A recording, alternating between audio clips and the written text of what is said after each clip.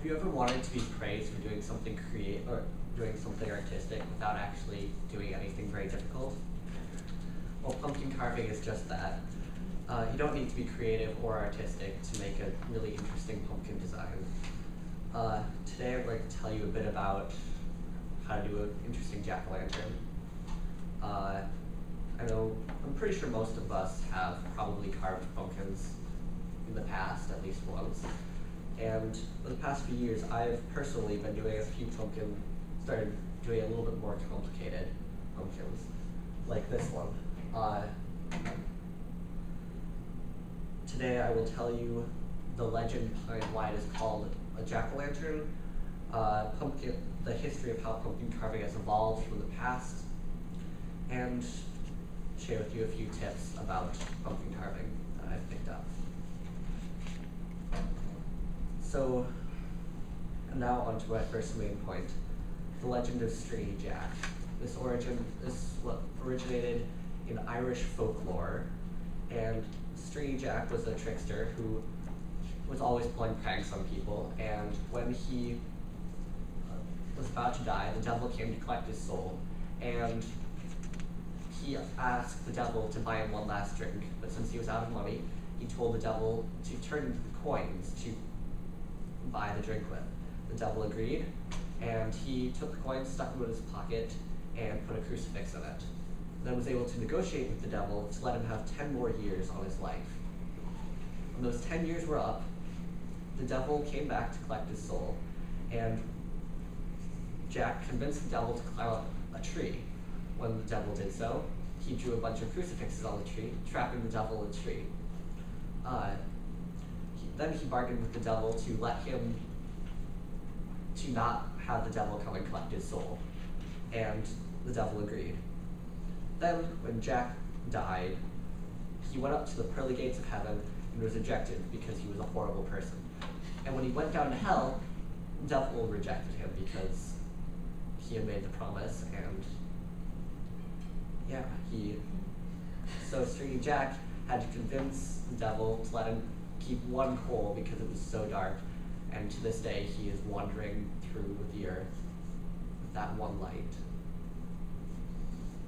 The next thing I'm going to talk about is how pumpkin carving has evolved into what it is today. Pumpkin carving started off as being part of a Celtic holiday known as All Hallows Eve, where they would carve turnips or gourds into jack-o'-lanterns to ward off evil spirits. The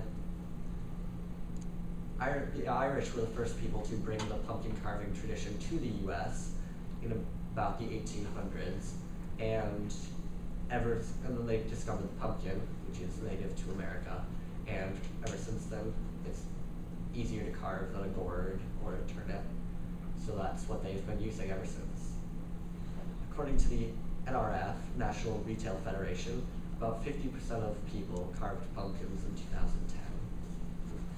Now that I've told you the lore and the history of carving, let's actually talk about carving. Here are some tips to carve complex carvings and how I view pumpkin carving. First off, pumpkin carving, all you're doing with it is sketching a picture or tracing a picture onto a pumpkin. All you need is a pattern, which is easily found on the internet with a quick Google search, the right tools, and time.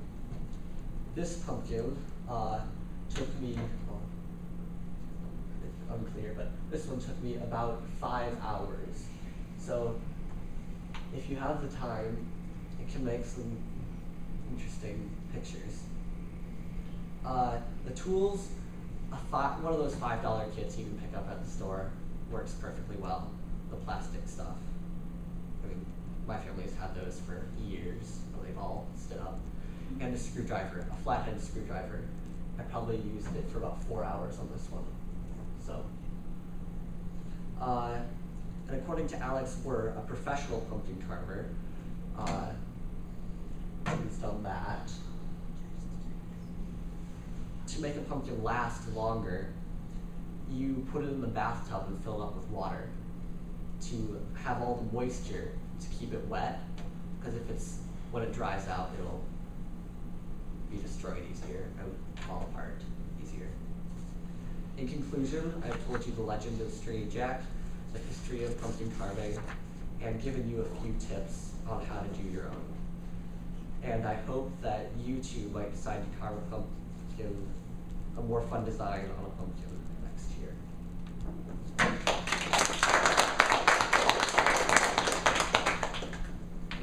Question? How long have you been into pumpkin carving? This probably last 4 or 5 years. These are the most advanced. The first one took me 3.5 or 4 hours, but How long do you leave the pumpkin in the water? I have never actually done it. I just found that to be really funny way to extend the life. So it appears that one of your techniques is just simply to thin out the pumpkin rather than to cut into it in places, is that right? Yes, I think it looks cooler, and it actually will also extend the life because it doesn't collapse in on itself. Do you need a super candle or something, a brighter candle that makes that work? With these photos, I would stick like a phone or my phone floodlight in to get actually the photo, but I would also take this scraper and just scrape off the back until it was thin enough to be looked through. The legend of Stringy Jack, so you're saying that what the devil gave him for a light was a turnip or a... It used to be a turnip or a gourd that people would carve to ward off evil spirits. So that's what he got in the legend. Yeah. And that was because it was his favorite food and he always carried it around.